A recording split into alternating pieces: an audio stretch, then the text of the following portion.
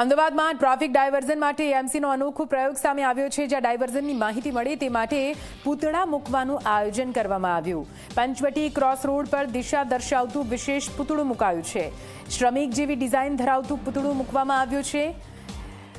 વિશેષ કપડા સાથેના વિશેષ પ્રકારના આ પૂતળા રાખવામાં આવ્યા છે। રાત્રે વાહનોની લાઇટમાં રિફ્લેક્ટર તરીકે કામ કરશે। અકસ્માતો અટકાવવા માટે એએમસીની આ નવી પહેલ છે। તો આ દ્રશ્યમાં આપ જોઈ રહ્યા છો, આપ જુઓ કેવી રીતે અહીંયા પૂતળા મૂકીને ડાયવર્ઝન આપવામાં આવ્યું છે।